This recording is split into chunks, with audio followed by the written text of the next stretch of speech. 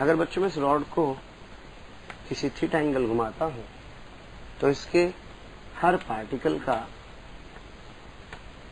Theta same रहता है, यानी कि theta A is equals to theta B is equals to theta C. अगर मैं टाइम की बात करूं तो इसके लिए टाइम से सबके टाइम भी बराबर होंगे, तो मैं कह सकता हूं कि एक पार्टिकल का ओमेगा वही है जो दूसरे का है, और वही क्या है, तीसरे का है, और वही इस पूरी बॉडी का है। इन द सिमिलर मैनर जो अल्फा ए का होगा वही अल्फा बी का होगा, तो वही अल्फा सी का होगा। कारण यह है कि सारे एंगल बराबर हैं, लेकिन हर पार्टिकल की लीनियर स्पीड अलग अलग है।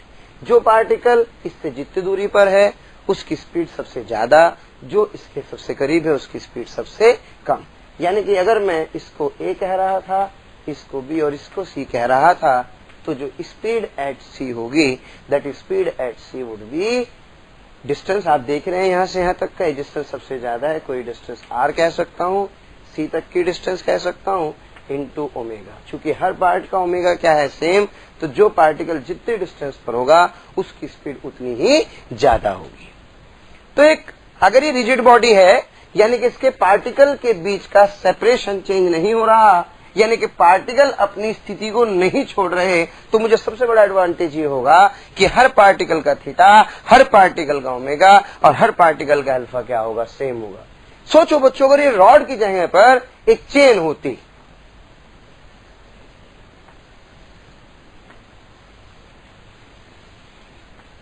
तो क्या ये ऐसे हो जाती? अगर ये ऐसे हो जाती तो क्या हर पार्ट का थीटा अलग अलग होता? हर पार्ट का थीटा अलग अलग होता, हर पार्ट का ओमेगा अलग अलग होता, हर पार्ट का अल्फा अलग अलग होता। तो फिर मैं कैसे ये बात कह सकता था कि इस पूरी बॉडी का जो ओमेगा होगा वही इस पूरी चेन का होगा? अब तो मैं कह सकता हूं कि भाई पूरी बॉडी अगर ओमेगा से घूम रही है तो इसके हर पार्ट की एंगुलर स्पीड क्या है, ओमेगा है। लेकिन इस केस में ऐसा नहीं कह सकता था।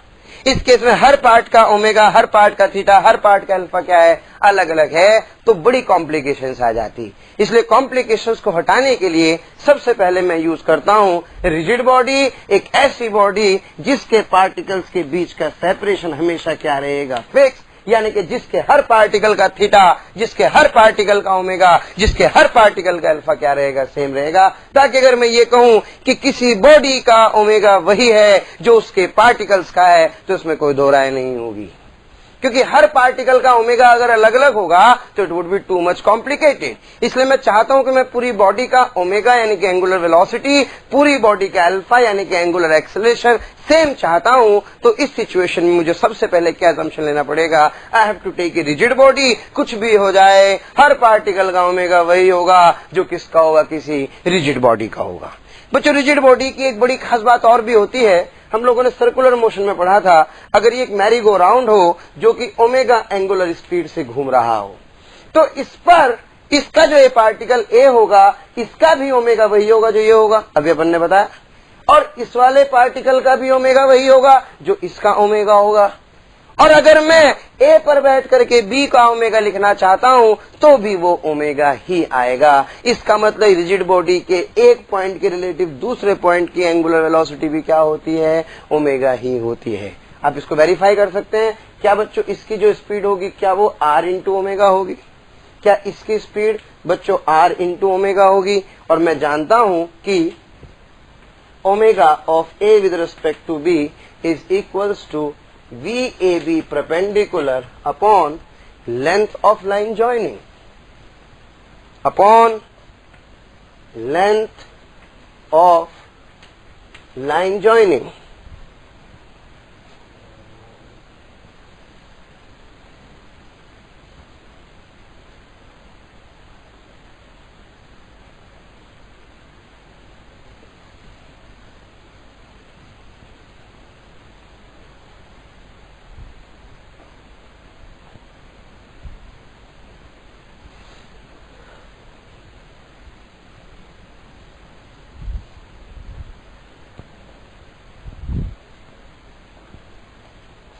तो बच्चों रिजिड बॉडी के हर पॉइंट में एक पॉइंट का हर पॉइंट का ओमेगा वही होगा जो रिजिड बॉडी का होगा, हर पॉइंट का अल्फा वही होगा जो रिजिड बॉडी का होगा। इसलिए किसी रिजिड बॉडी के ओमेगा का मायने उसके हर पार्टिकल का ओमेगा मैं कह सकता हूं, यानी कि angular velocity of all the particles is same as that of the rigid body. इसलिए मैं किसका कंसेप्ट यूज कर रहा हूं?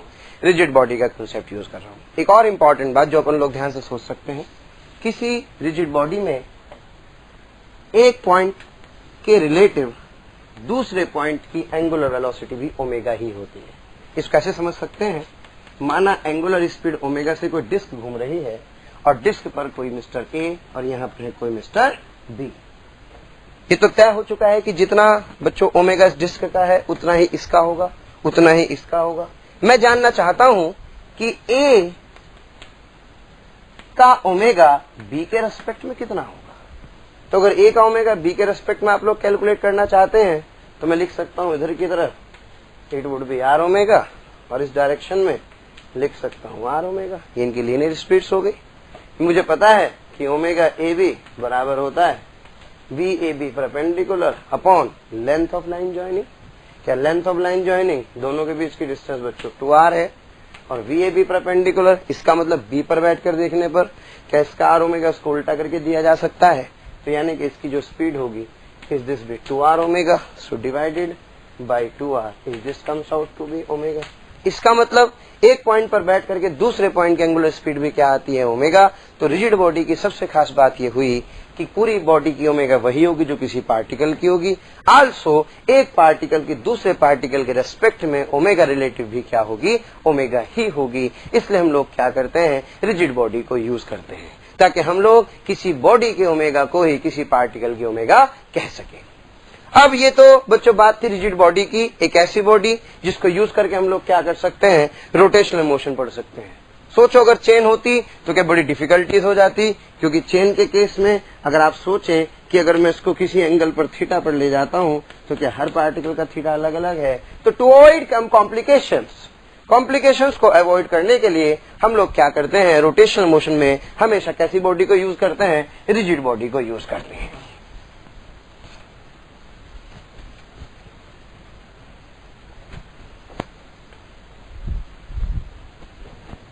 फिर इसके बाद हम लोग पढ़ेंगे types of motion.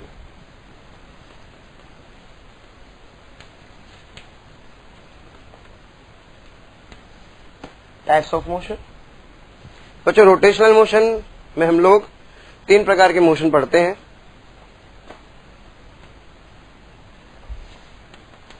The one is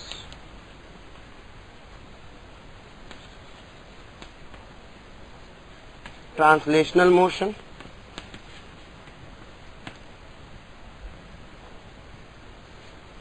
the second one is जो हमारे चैप्टर का नाम है that is rotational motion, and the third one is C for combined translational plus rotational motion. Translational motion, अगर कोई बॉडी जो मूव कर रही है इसके हर पार्टिकल की वेलोसिटी सेम, वेलोसिटी सेम के मायने ये वाला पार्टिकल और ये वाले पार्टिकल इक्वल टाइम में इक्वल डिस्टेंस ट्रेवल कर रहे हैं, यानी कि ये वाला पॉइंट भी यहां पहुंचे और ये वाला पहुंचे, या दूसरे शब्दों में दोनों को ज्वाइन करने वाली लाइन अगर पैरेलल शिफ्ट हो जाए तो पैरेलल शिफ्टिंग मुझे बताती है कि ये वाली लाइन की डिस्टेंस और ये वाली लाइन की डिस्टेंस बराबर है, यानी कि दोनों पॉइंट्स की वेलोसिटी क्या है? सेम है। तो बच्चों ऐसा अगर मोशन होता है तो इस प्रकार के मोशन को हम लोग क्या बोलते हैं? ट्रांसलेशनल मोशन बोलते हैं। और रोटेशनल से पहले हम लोगों ने जो मोशन स्टडी किया वो ट्रांसलेशनल का ही टाइप था। फिर बात करते हैं रोटेशनल मोशन की। अगर मोशन करते हुए सारे पार्टिकल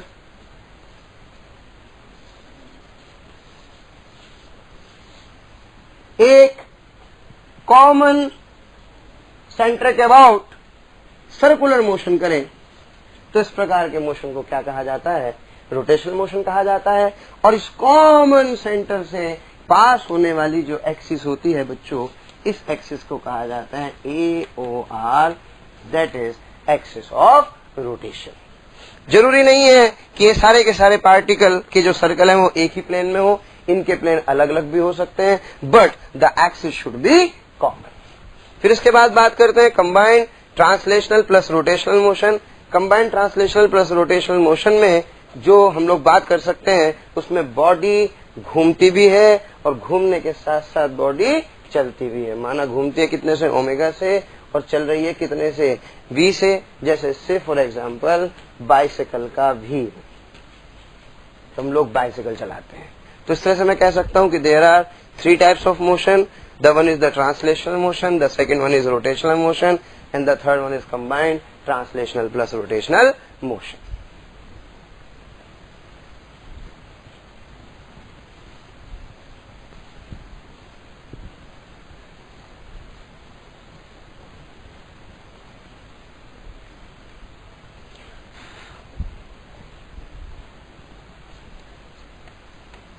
अब मैं आपसे जानना चाहता हूं कि जरा बताइए इस फैन का मोशन क्या है।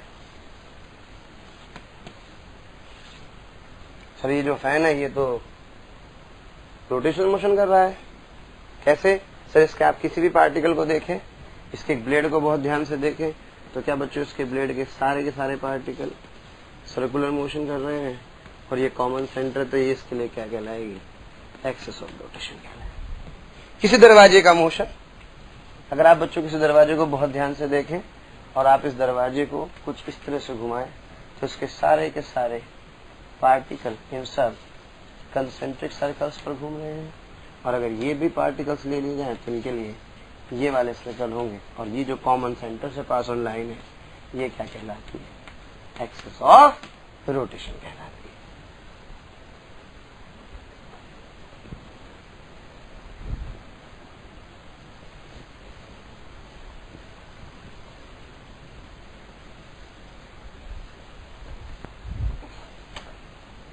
तब तक हमने रिजिड बॉडी पढ़ी, और रिजिड बॉडी के साथ साथ हम लोगों ने स्टडी किया कि हमारे पास टाइप्स ऑफ मोशन कितने प्रकार के होते हैं। और अब हम लोग स्टार्ट करते हैं रोटेशनल मोशन। और रोटेशनल मोशन बच्चों सबसे पहले जो हमारी हेडिंग होगी that is rotational kinetic energy.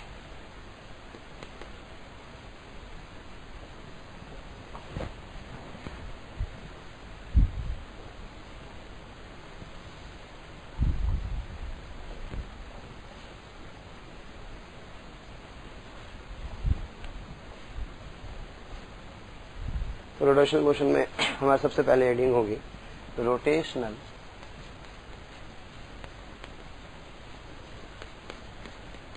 Kinetic energy.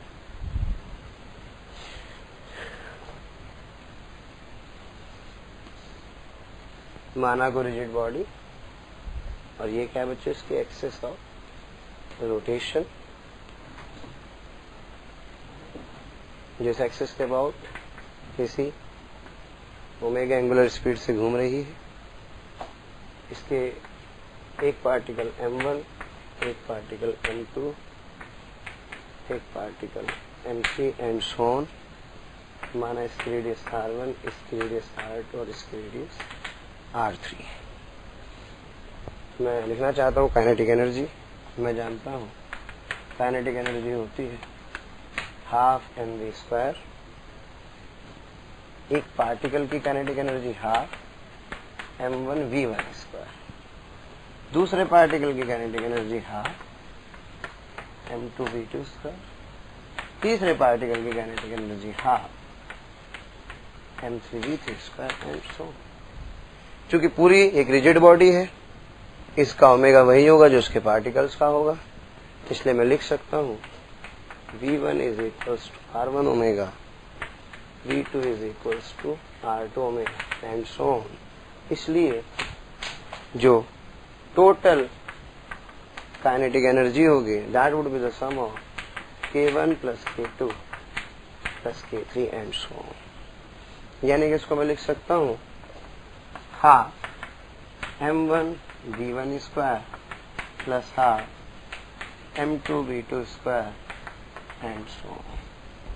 यहाँ से हाफ m1 v1 को लिख सकता हूँ r1² omega plus half m2 r2² omega and so on और यहाँ से अगर मैं half omega square can taken outside, it would be m1r1 square m2r2 square and so.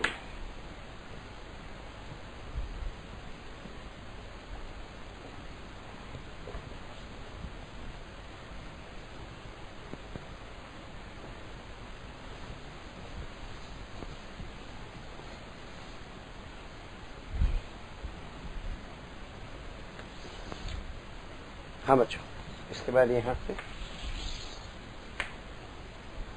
Total kinetic energy is equals to half, इसको लिख सकता हूँ sigma mi/ri square into omega square. मैं जानता हूँ कि ट्रांसलेशनल काइनेटिक एनर्जी होती है हाफ mv स्क्वायर। जो काम s का होता है वो थीटा का होता है, जो काम v का होता है वो काम ओमेगा का होता है। इसका मतलब जो काम ट्रांसलेशनल मोशन में v करता है वो रोटेशनल मोशन में क्या करता है, ओमेगा। तो जो काम ट्रांसलेशनल मोशन में m कर रहा होगा, क्या उसकी जगह पर रोटेशनल मोशन में एक नई टर्म आ रही है, that is sigma mi/ri square. बच्चों this term is so called as I, and this stands for moment of inertia।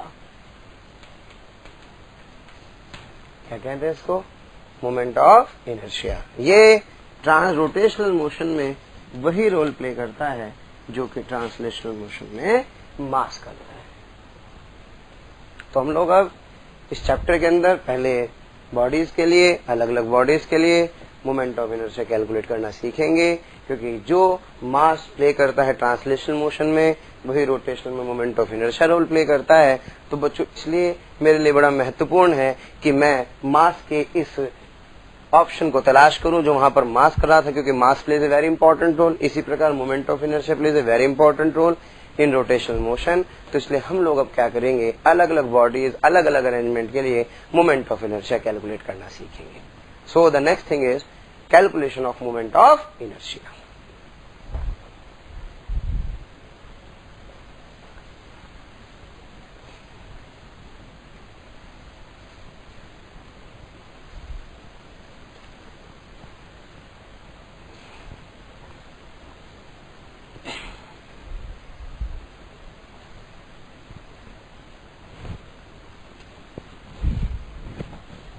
So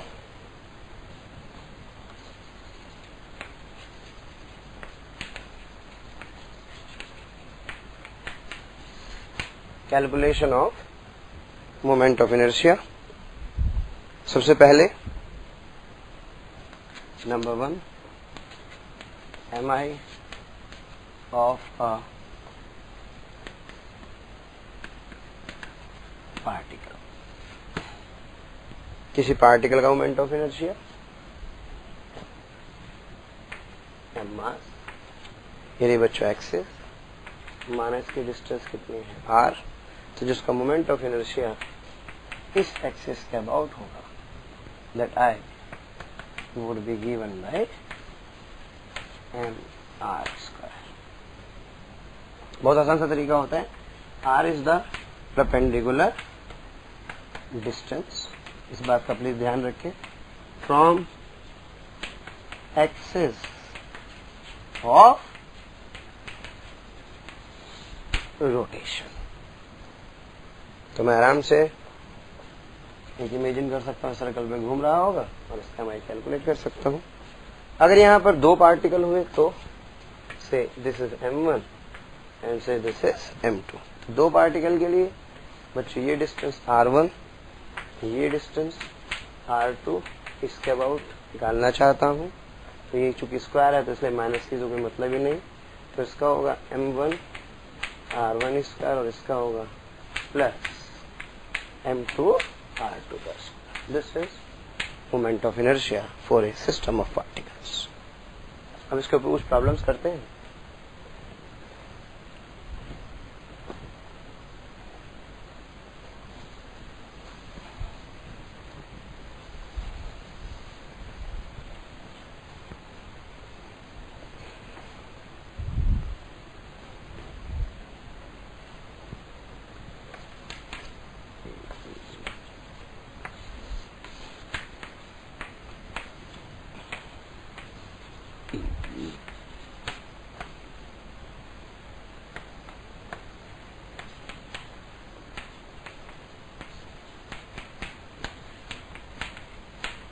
कह रहा कैलकुलेट एम आई।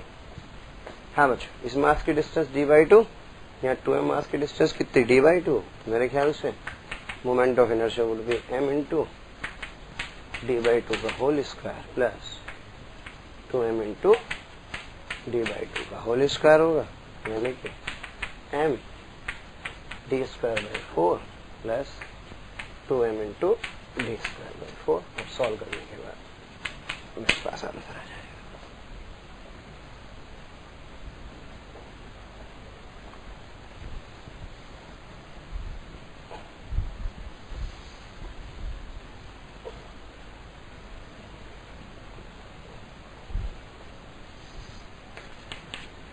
नेक्स्ट क्वेश्चन, इस बार हम लोग m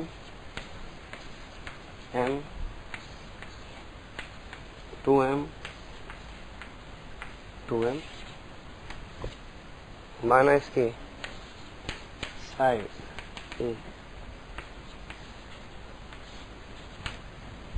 तो आपसे कहा गया है, बताइए इसके अबाउट एम आई क्या होगा, इसको I1 बोल रहे हैं, इसके अबाउट एम आई क्या होगा, इसको I2 बोल रहे हैं, इसके अबाउट एम आई क्या होगा, इसको I3 बोल रहे हैं। तो अगर मैं बात करूं, ये A है बच्चों, ये A/2। सबसे पहले मैं बात करना चाहता हूं I1 की। तो I1 की अगर मैं बात करूं तो I1 से ये पार्टिकल A/2, ये A/2, ये A/2, ये A/2। So the mi would be given by m into A/2 का स्क्वायर, m into A/2 का square plus 2m into A/2 का square plus 2m into A/2 का square. If I'll talk about I2 की बात करूंगा तो m into 0 का square plus 2m into 0 का स्क्वायर, यानी कि इसकी बात करें, प्लस हाँ बच्चों m into a square plus m into 2m into a square. So ये 0 हो गया, ये वाली टर्म भी 0 हो गई, इसलिए जो I2 होगा that I2 would be equals to yes 3m a square, and the particle lying on the axis do not contribute to moment of inertia। एक बहुत इंपॉर्टेंट पॉइंट आप ऐसे सीख सकते हैं बच्चों, जो पार्टिकल कहाँ लाई करते हैं, एक्सिस पर लाई करते हैं, वो मोमेंट ऑफ इनर्शिया में कोई कंट्रीब्यूट नहीं करते। Particle line on axis do not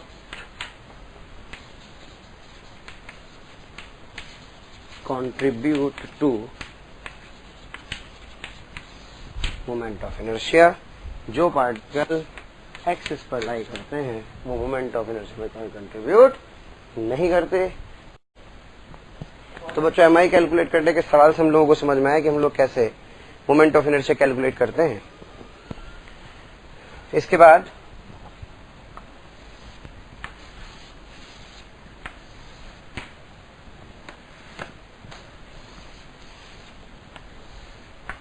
एक क्यूब ऑफ साइड ए जिसके हर कॉर्नर पर एक m मास का पार्टिकल रखा है, और बच्चों मुझसे कहा गया है कि इसकी इस एक्सिस के about moment of inertia I calculate कीजिए। ये x axis, this is y axis and this is z axis। बच्चों मैंने पढ़ा है कि moment of inertia is given as mr square, here r is the perpendicular distance from axis of rotation। ये वाले particle का एक्सिस ऑफ रोटेशन से distance 0 होगा, इसलिए ये mi में कोई कंट्रीब्यूट नहीं करेगा। ये वाला पार्टिकल भी mi में कोई कंट्रीब्यूट नहीं करेगा। इस पार्टिकल का डिस्टेंस a होगा, तो इसका moment of inertia ma square होगा। इस वाले पार्टिकल का मोमेंट ऑफ इनर्शिया भी ma स्क्वायर होगा, जबकि इस वाले पार्टिकल का मोमेंट ऑफ इनर्शिया भी ma स्क्वायर होगा। इस पार्टिकल का बच्चों ma² होगा इस एक्सिस के अबाउट। अब ये वाला और ये वाला मैं जानता हूँ ये डायगोनल है, ये साइड a, ये साइड a, तो ये साइड a√2 होगी। अगर ये साइड a√2 होगी तो इसका moment of inertia m into a√2 के होल स्क्वायर से it comes out to be 2ma²। जो इसके साथ होगा वही बच्चों इसके साथ होगा, तो इसका मोमेंट ऑफ इनर्शिया भी कितना आ जाएगा 2ma²। Therefore, the total moment of inertia of all the particles about this axis that would be given by 0 plus 0 plus ma² plus ma² plus ma² plus ma² plus 2ma² और plus 2ma²। मैं आपको एक बार visualise करा देना चाहता हूं, आप समझ सकते हैं। ये तीन एक्सिस हैं, इस तीन एक्सिस पर बच्चों एक प्रकार की क्यूब रखी हुई है, तो आपको दिखाई दे रहा होगा ये वाला पार्टिकल एक्चुअल में यहाँ होगा, जबकि ये वाला पार्टिकल यहाँ होगा, ये वाला पार्टिकल यहाँ होगा, तो ये वाला पार्टिकल जस्ट इसके ऊपर होगा। इन दोनों का MI 0 हो जाएगा, इसका ma² और इसका ma² हो जाएगा। एक पार्टिकल यहाँ होगा, इसका इस एक्सिस के अबाउट ma² होगा, इसका इस एक्सिस के अबाउट भी ma² होगा, इसका इसके अबाउट मुझे ये डिस्टेंस यूज करनी पड़ेगी, इसके लिए ये डिस्टेंस यूज करनी पड़ेगी, और ऐसे में क्या कर पाऊंगा इन सारे पार्टिकल्स का इस एक्सिस के अबाउट MI कैलकुलेट कर पाऊंगा।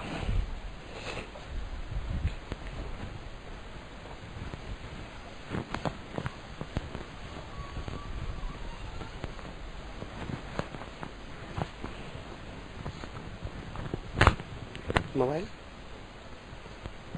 आपका मोबाइल लीजिए।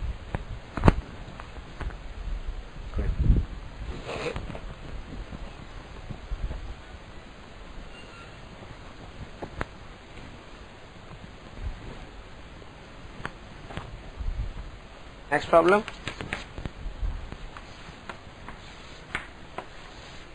ट्रायंगल बच्चों उसके कॉर्नर्स पर मास के 3 पार्टिकल ऑफ साइड ए।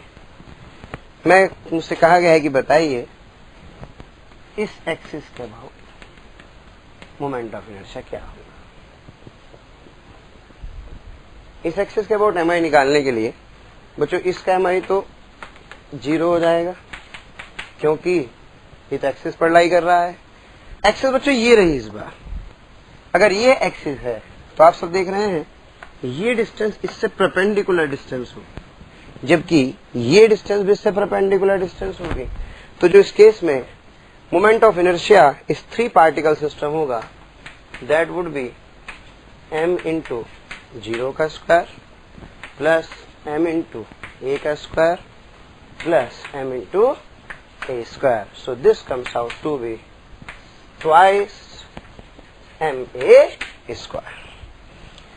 अगर बच्चों इसी क्वेश्चन में हम लोग एक्सिस चेंज कर देते और जो एक्सिस होती वो ये ना हो करके इसके अबाउट होती, तो इस एक्सिस के अबाउट मोमेंट ऑफ इनर्शिया में यानी कि ये जो I' कहूं, इस I' के लिए ये वाला पार्टिकल MI में कोई कंट्रीब्यूशन नहीं देता, क्योंकि ऑब्वियस एक्सिस पर लाई कर रहा है।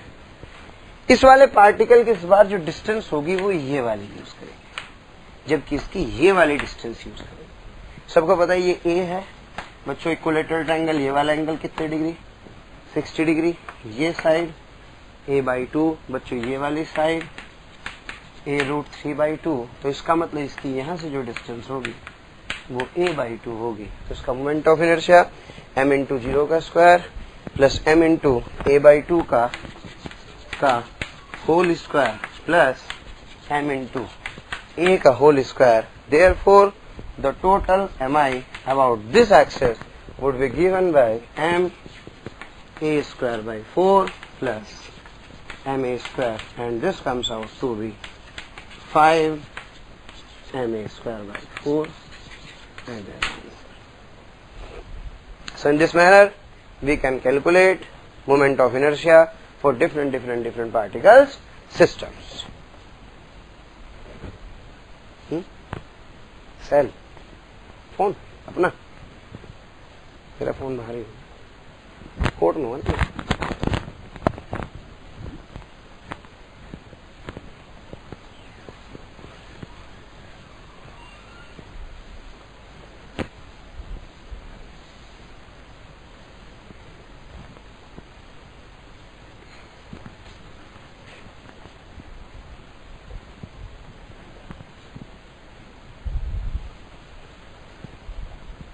तो बच्चों मोमेंट ऑफ इनर्शिया हम लोगों ने कैलकुलेट किया, और मोमेंट ऑफ इनर्शिया कैलकुलेट करते हमने कुछ बातों का ध्यान रखा। मैं आपको नोट लिखवा देता हूं।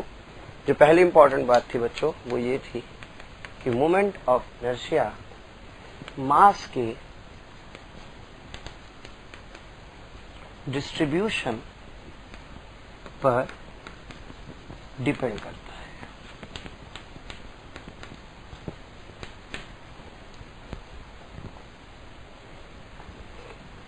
The second important thing, moment of inertia also depends on axis of rotation. अलग अलग एक्सिस के लिए मोमेंट ऑफ इनर्शिया की वैल्यू अलग अलग होती है। जैसे हमने अभी ये वाला एग्जांपल किया था स्ट्रैंगल वाला, इस ट्रायंगल में हमने देखा कि इस एक्सिस के अबाउट एम आई कुछ और आता है, जबकि बच्चों इस एक्सिस के अबाउट एम आई कुछ और आता है।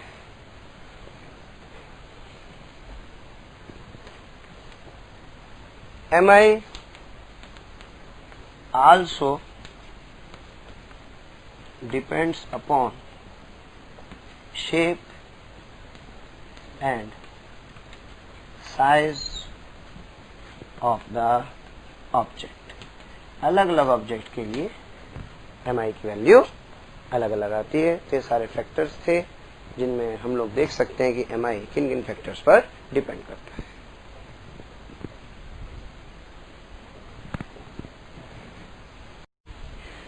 हाँ बच्चों, अब हम लोग कैलकुलेट करेंगे moment of inertia different bodies का, और डिफरेंट बॉडीज में पार्टिकल्स को सेपरेट आउट करना संभव नहीं होता, तो हम लोग उसके लिए डिफाइन करेंगे एक नई term, that is C M D. C stands for continuous, M stands for mass and D stands for distribution. जिन बॉडीज पार्टिकल्स को सेपरेट आउट नहीं किया जा सकता, पार्टिकल्स बहुत करीब करीब होते हैं, वो इस कैटेगरी में आते हैं। जैसे बच्चों मैं और का एग्जांपल ले सकता हूँ, बच्चों मैं एक डिस्क एग्जांपल ले सकता हूँ, क्योंकि इसके अंदर पार्टिकल्स को सेपरेट आउट नहीं किया जा सकता। कोई भी बच्चों एक रेगुलर शेप का कोई object, for example it may be A solid sphere, वो सब इस कैटेगरी में आ सकते हैं। और अब मुझे इन सब के भी क्या कैलकुलेट करने होंगे, मोमेंट ऑफ इनर्शिया कैलकुलेट करने होंगे। तो इनके मोमेंट ऑफ इनर्शिया कैलकुलेट करने के लिए हम लोग सबसे पहले डिफाइन करेंगे, there is a term that is density. On the behalf of the dimension there are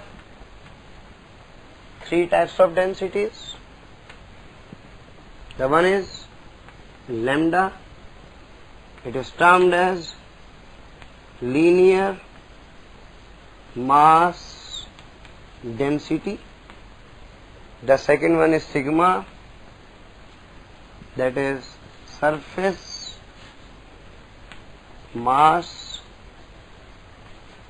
density, and the third one is rho. This one is volume mass density. उन objects के लिए जिनकी 1 डायमेंशन होती है, say for example एक rod, जिसके लिए मैं लेंथ की बात कर सकता हूं, से लेंथ l, बच्चों मास m, तो lambda is given by m by l।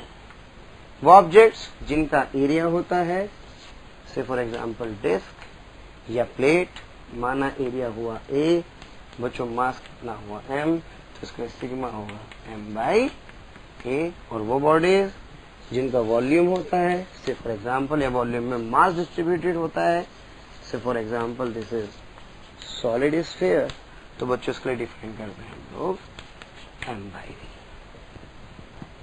Lambda अगर मैं बात करूं बच्चों रिंग की, तो रिंग भी इसी कैटेगरी में आता है, क्योंकि रिंग को भी रॉड से बनाया जा सकता है। Semi circular ring can be made up with the help of rod, तो इसके लिए हम लोग क्या डिफाइन करते हैं, लैम्डा डिफाइन करते हैं। या तो आप इसमें कोई भी प्लेट टाइप ऑब्जेक्ट अगर होगा, कोई आप ट्रायंगुलर लेमिना ले सकते हैं, उसके लिए भी हम लोग सिग्मा डिफाइन करते हैं।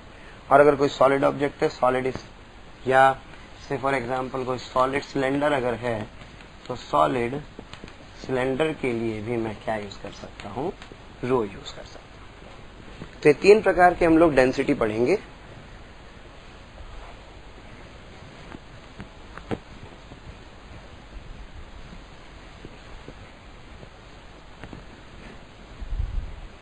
हाँ बच्चों, रॉड के लिए लैम्डा, डिस्क या लेमिनार ऑब्जेक्ट्स के लिए सिग्मा, और सॉलिड ऑब्जेक्ट्स के लिए that is for rho, that is m/v। और इसके हेल्प से हम लोग क्या करेंगे बच्चों, mi कैलकुलेट करना सीखेंगे। तो इसके लिए हम लोग कुछ स्टेप्स फॉलो करते हैं, कुछ steps to calculate moment of inertia.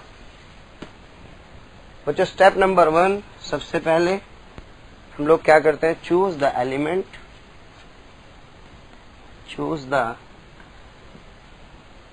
Element and find its dm.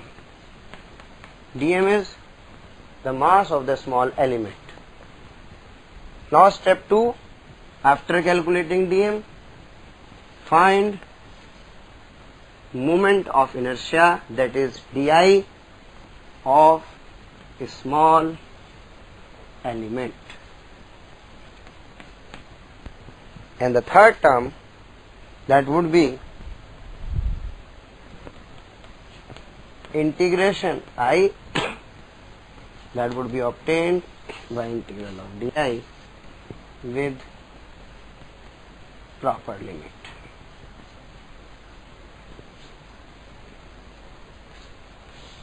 तो बच्चों इस बात का मैं और मैं आपको बता दूं, डीएम कैलकुलेट करते समय आप इस बात का ध्यान रखें कि बॉडी के कितने डायमेंशंस हैं। अगर बॉडी है 1 डायमेंशन में, तो हम लोग यूज करते हैं लैम्डा, जिसके साथ आता है dx। अगर बॉडी है 2 डायमेंशन, हम लोग यूज करते हैं सिग्मा बच्चों, जिसके साथ आएगा dA। और अगर 3 डायमेंशन है तो यूज करते हैं this is 1D, this is 2D, this is 3D, और इसके कॉरस्पॉन्ड आ जाएगा रो के साथ d। बाकी हम लोग प्रैक्टिस करेंगे तो धीरे धीरे हम लोग इसको कैलकुलेट कर पाएंगे। मैं एक बार आपको बच्चों फिर रिपीट कर दूं, जहां तक बात आती है डेंसिटी की, तो on the behalf of the dimension कि मास कितनी डायमेंशन में डिस्ट्रीब्यूटेड है, उसके आधार पर हम लोग 3 डायमेंशन ढूंढते हैं। This is correspond to 1D, this is correspond to 2D and this is correspond to 3D। अगर 1 डायमेंशनल ऑब्जेक्ट है तो मैं मानता हूं कि L लेंथ में m मास है, तो इसके लिए मैं डिफाइन करता हूं linear mass density denoted by lambda, और बच्चों lambda is equal to m/l। अगर यहाँ पर एक 2 डायमेंशनल में मास डिस्ट्रीब्यूटेड है तो मैं डिफाइन करता हूँ sigma, and that is m/a। और अगर मैं बात करता हूँ वॉल्यूम, तो दैट इज m/v। फिर इसके बाद अगर मुझे mi कैलकुलेट करना, तो बच्चों मैं कुछ स्टेप्स यूज करता हूँ। सबसे पहले मैं कोई एलिमेंट चूज करता हूँ, और एलिमेंट चूज करके उसका छोटा सा मास यानी कि dm कैलकुलेट करता हूँ। dm कैलकुलेट करने के लिए मुझे हो सकता है 3 प्रोसेस से गुजरना पड़े। पहला प्रोसेस, अगर ऑब्जेक्ट 1D है तो मैं लैम्डा को यूज करते हुए लैम्डा इंटू dx से dm निकालूंगा। आप डायमेंशनली चेक कर सकते हैं, लैम्डा की डायमेंशन होती है m/l, dx से मल्टीप्लाई करते तो बच्चों मास ही आएगा। तो लैम्डा के साथ dx की मल्टीप्लाई करूंगा, dx is the length of the small element, dA is the area of the small element, and dV is the volume of the small element. तो बच्चों on the behalf of the dimension मैं पहले इनके लिए तीनों के लिए dm calculate करूंगा, फिर इसके बाद मैं di निकालूंगा इस छोटे से एलिमेंट का, and on integrating I will find the proper value of moment of inertia of that particular object. तो हम लोग स्टार्ट करते हैं मोमेंट ऑफ इनर्शिया कैलकुलेट करना। यूनिफॉर्म डेंसिटी, हाँ बच्चों ध्यान से देखें, ये रही एक रॉड। हाँ बच्चों, माना x डिस्टेंस पर एक छोटा सा टुकड़ा dx। आपको स्टेप्स याद है, मैंने आपको स्टेप्स बताए थे। हम लोग ऐसा करते हैं, बोर्ड के कॉर्नर पर वो स्टेप्स लिख लेते हैं। सबसे पहले हम लोग फाइंड करेंगे dm बच्चों, फिर फाइंड करेंगे di और फिर फाइंड करेंगे i। और dm फाइंड करने के लिए हम लोगों को चेक करना होगा कि बॉडी 1D 2D या 3D कौन सी है। 1D के लिए हम लोग यूज करेंगे लैम्डा, 2D के लिए बच्चों सिग्मा, 3D के लिए रो। ठीक है, तो चूंकि ये 1 डायमेंशनल है मेरे हिसाब से, इज दिस भी 1 dimensional, so we will define it lambda. तो सबसे पहले dm निकालते हैं।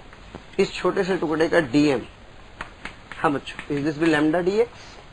अब आप सब कुछ भूल जाइए, बस देखिए छोटा सा टुकड़ा जो dm है, इसका di क्या होगा। क्या ये ऐसा लग रहा है जैसे कि एक पार्टिकल जो कि dm मास का है, क्या x डिस्टेंस पर है, ये इसके एक्सिस ऑफ रोटेशन है, तो इसका जो छोटा सा मोमेंट ऑफ इनर्शिया di होगा, क्या बच्चों वो dm इंटू एक्स स्क्वायर होगा। ये dm और ये d, तो यहां से जो i होगा इस दिस भी इंटीग्रल ऑफ di, यानी कि इंटीग्रेट करने पर मैं सबको जोड़ता चला जाऊंगा। लिमिट किसकी है बच्चों, जो dx, यानी कि dm को क्या लिख सकता हूं, इसको लिख सकता हूं lambda dx into x square. तो लिमिट किसकी, x की। आप सब जानते हैं जब x बराबर 0 होगा तो ये वाला कोना, और जैसे ही x बराबर l होगा तो ये वाला कोना, यानी कि 0 से लेके कहां तक, l तक।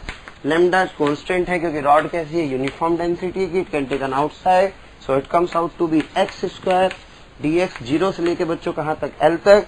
क्या मैं लिख सकता हूं lambda into x cube by 3, 0 से l तक, यानी कि lambda into l square by 3। और बच्चों लैम्डा को लिख सकता हूं क्या, लैम्डा को लिख सकता हूं मैं m by l into l square l cube by 3, तो इससे कैंसिल हो गया, so it comes out to be ml square by 3। अतः रोड का मोमेंट ऑफ इनर्शिया इस एक्सिस के अबाउट कितना होगा, ml स्क्वायर बाई 3 होगा।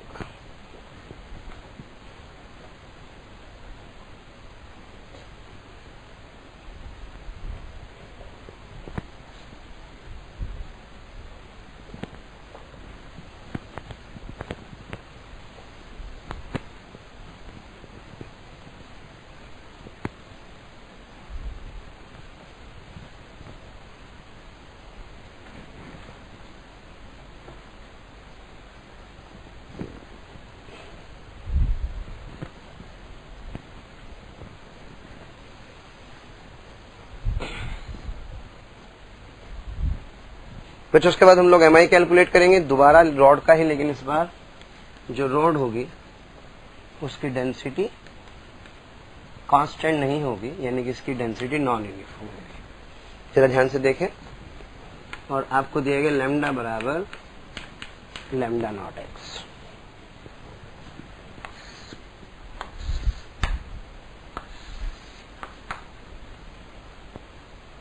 सबसे पहले वही एक छोटा सा काम, x पर जाकर के एक छोटा सा dx एलिमेंट और एक dx एलिमेंट का dm, that would be given by lambda into dx। बच्चों फिर वही कहानी, इस छोटे से एलिमेंट का इस एक्सिस के अबाउट mi क्या, dm इंटू एक्स स्क्वायर होगा, और dm की value lambda into dx into x square. For calculating I can integrate it with proper limits, that is lambda into dx into x square. Lambda cannot taken outside because lambda is a function of x, it is a variable quantity, so it would be lambda की value रख दीजिए lambda not x into x square dx। बच्चों limit किसकी आएगी, x की, कहां से कहां तक, सर x बराबर 0 से x बराबर l तक, तो 0 से l तक इसको इंटीग्रेट कर देंगे। बच्चों लैम्डा नॉट कांस्टेंट है, so it can taken outside from the integration and it would B x cube dx 0 to l, value रख दीजिए, सो lambda naught l to the power 4 by 4. Therefore, it comes out to be lambda naught L to the power 4 by 4. That would be the MI of the rod of non-uniform density.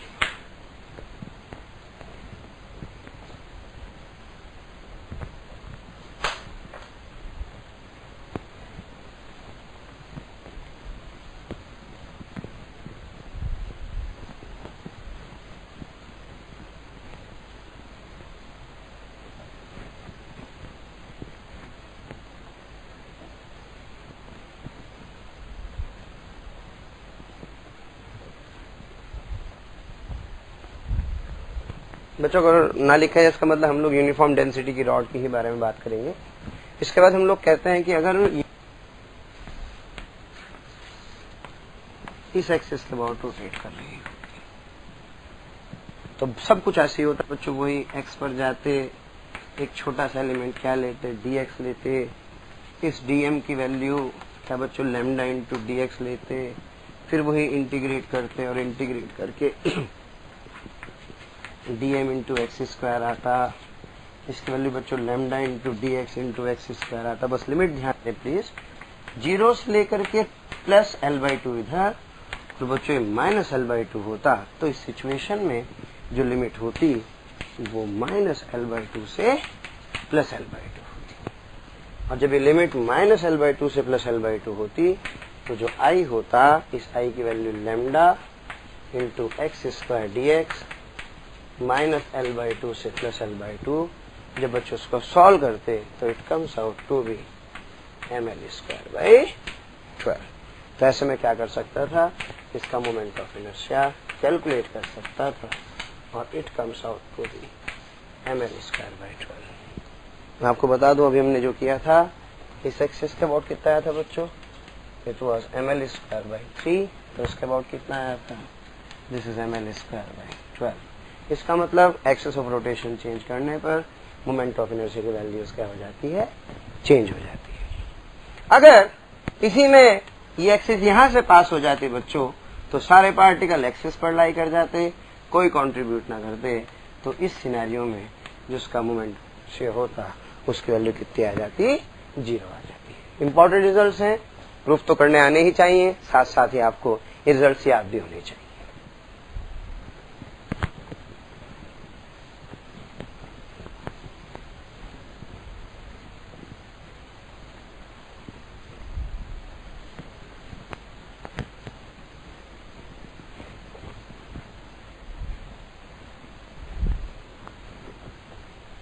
Rod के MI में इस बार एक और question बनाते हैं बच्चों। Rod इस बार ऐसे इस एक्सिस के अबाउट घूम रही है, माना ये एंगल थीटा है और आपसे कहा गया कि इसका आप एमआई कैलकुलेट करें। बच्चों फिर वही सिचुएशन आप देख सकते हैं कि एक 1 डायमेंशनल ऑब्जेक्ट है। सो फर्स्ट ऑफ ऑल इसके लिए यूज करेंगे लैम्डा।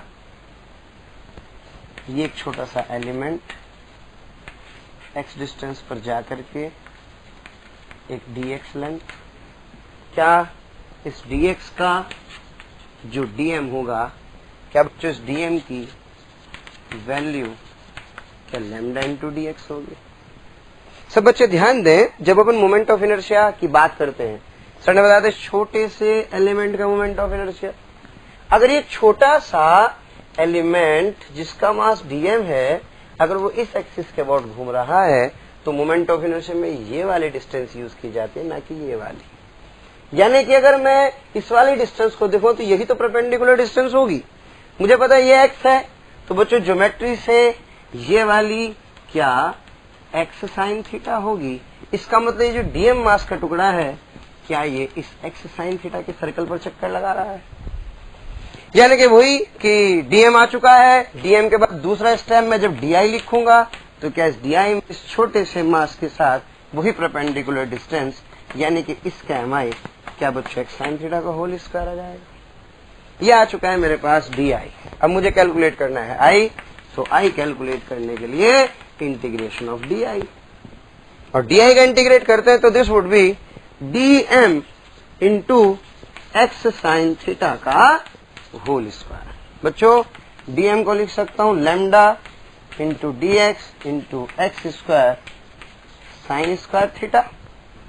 और सर ने नहीं कहा, इसका मतलब यूनिफॉर्म डेंसिटी की रॉड है, और अगर रॉड यूनिफॉर्म डेंसिटी की होगी तो मैं यहां से आई कैलकुलेट करता, उसमें lambda can taken outside and it would B of course x square sine square theta dx। बच्चों थीटा फिक्स है, साइन स्क्वायर थीटा भी बाहर आ गया, तो lambda sign square theta it would B x square dx। और सबको पता है एक्स की लिमिट x बराबर 0 से x बराबर l तक, तो 0 से l तक लिमिट लेने पर this would be lambda sign square theta x cube by 3 0 से लेकर के l तक, और लैम्डा लिख सकता हूँ m by L, so m by L sine square theta l cube by 3, so it comes out to be ml square by 3 sin square by theta. So this is the expression for moment of inertia. It comes out to be I equals to ml square by 3 sin square theta.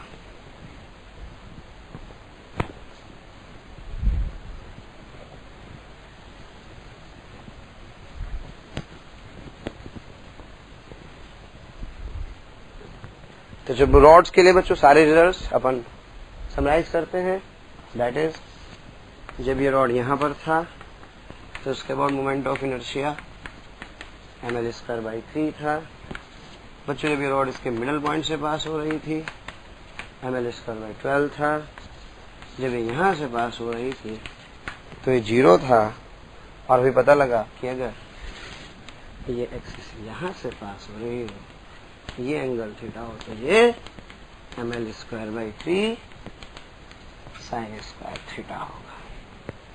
अगर मैं आपसे कहूं कि एक axis ऐसे choose करते हैं जो इस रॉड से किसी d डिस्टेंस पर है, तो बच्चों सारे एलिमेंट इस एक्सिस से इक्वी डिस्टेंट होंगे, तो इसके बाद moment of inertia md square. Results important है, कोई याद होने चाहिए, तभी हम लोग इसके आगे प्रोसीड कर पाएंगे। चलो अच्छा बच्चों, हम लोग कैलकुलेट करेंगे moment of inertia of ring, है ना। अब तक हम लोगों ने रॉड का मोमेंट ऑफ इनर्शिया कैलकुलेट किया, और हम लोगों को बढ़िया से रिजल्ट्स याद होने चाहिए। ये आपको ध्यान हो गया, रॉड के लिए इस एक्सिस के अबाउट अपन ने निकाला था, that is ml square by 3।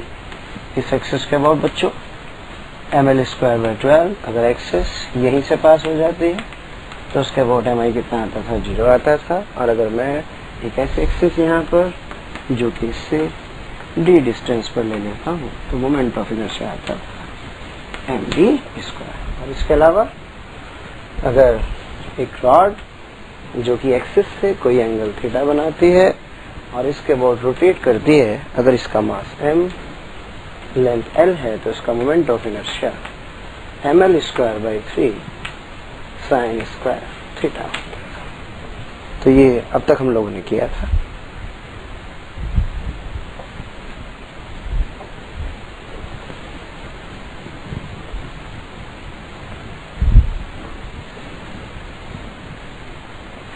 तो moment of inertia of ring.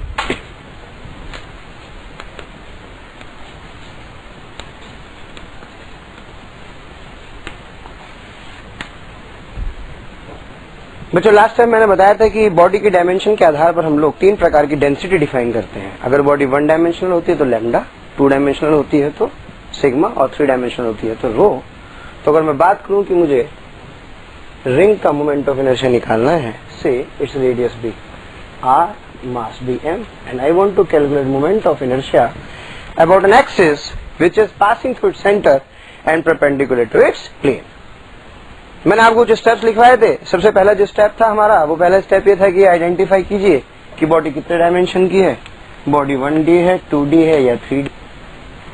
1D के लिए लैम्डा यूज करते हैं, 2D के लिए सिग्मा, 3D के लिए रो। इसके बाद बच्चों डीएम कैलकुलेट करते हैं। डीएम कैलकुलेट करते समय अगर लैम्डा है, लैम्डा के साथ यूज करते हैं डीएक्स, सिग्मा के साथ यूज करते हैं डीए, और रो के साथ यूज करते हैं डीवी। फिर उसके बाद हम लोग डी आई कैलकुलेट करते हैं, उस छोटे से एलिमेंट का moment of inertia, that is given by dm into r square and we find integral di, जिससे हम लोग बॉडी का मोमेंट ऑफ इनर्शिया कैलकुलेट कर लेते हैं। अब अगर बच्चे रिंग है तो अगर मैं ध्यान से सोचूं तो ring is made up of a wire, और रिंग अगर एक वायर से बना है तो इसका मतलब इसके लिए मैं लैम्डा डिफाइन करूंगा। और सबसे पहले मैं क्या करता हूँ, उसमें से एक छोटा सा एक एलिमेंट यूज करता हूँ जिसकी लेंथ माना dx है। इस dx एलिमेंट की अगर मैं बात करूं तो इस dx एलिमेंट का जो मास होगा that is dm, that dm is given by lambda into dx। अगर मैं लैम्डा की बात करूं, क्या बच्चों, इसकी लेंथ 2 पाई r है और इसका मास m होगा, तो इसके लिए लैम्डा की value m upon 2 pi r जो कि कांस्टेंट है, बाद में यूज करेंगे। dm कैलकुलेट कर चुके हैं।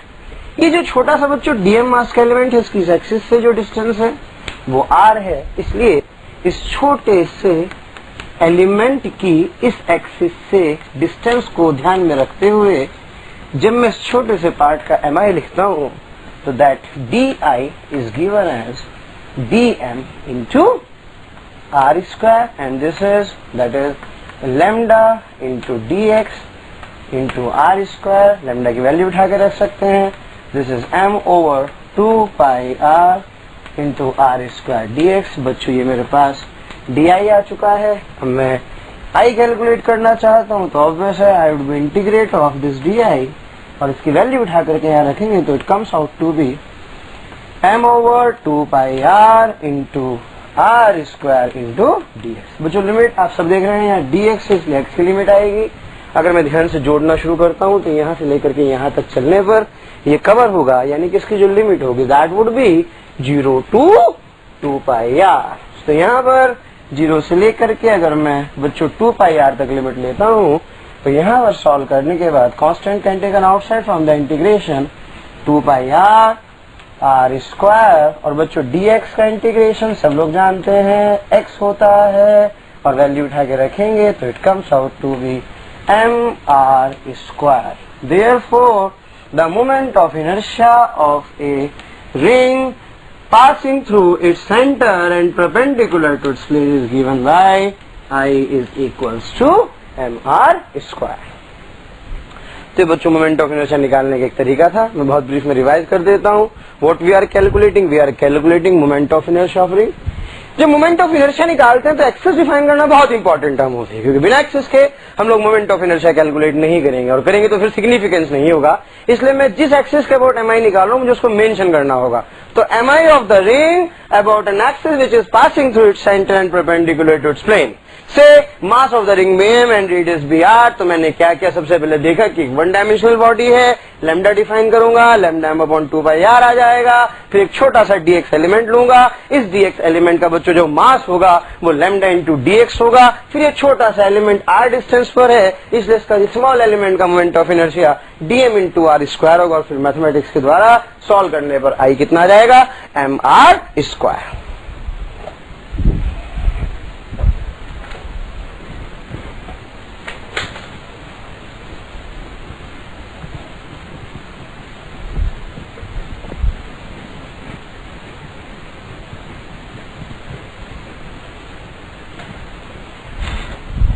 हाँ बच्चों, उसके बाद mi ऑफ सेमी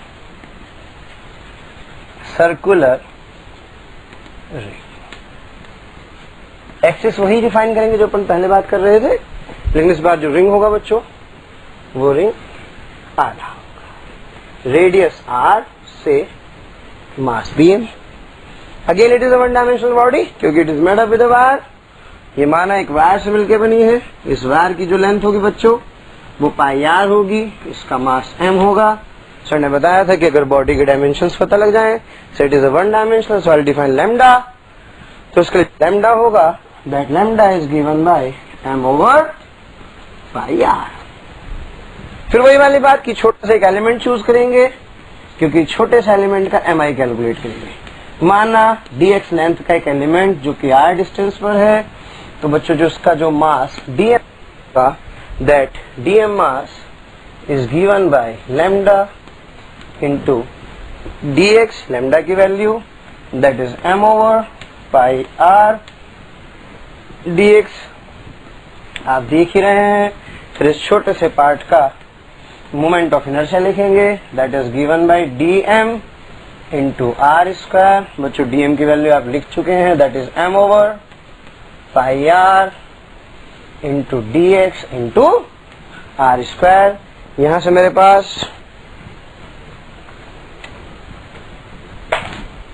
di आ जाएगा। फिर for calculating I have to integrate it that is m over pi r square into dx। लेकिन अब लिमिट का ध्यान, dx मतलब x की लिमिट, लेकिन अब मैं जो कवर करूंगा यहां से लेकर के यहां तक कवर करूंगा, इसलिए इसकी जो लिमिट होगी that would be 0 to pi r। तो यहां से जो मोमेंट ऑफ इनर्शिया होगा वो 0 से लेकर के पाई r सार छम हो जाएगा that is m over pi into r into dx।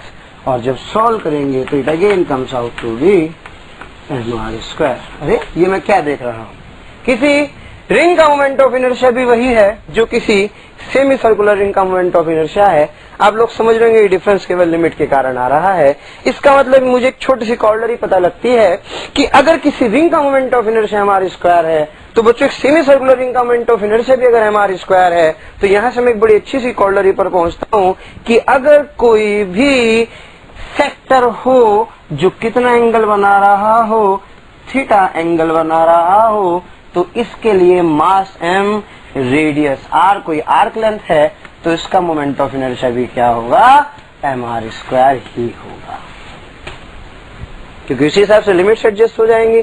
तो आप सब लोग इस बात को बहुत अच्छा से एक नोट समझ के समझें कि जो किसी रिंग का मोमेंट ऑफ इनर्शिया होता है वही किसी सेमी सर्कुलर रिंग का मोमेंट ऑफ इनर्शिया होता है। अब आगे बढ़ते हैं। इसके बाद हम लोग कैलकुलेट करेंगे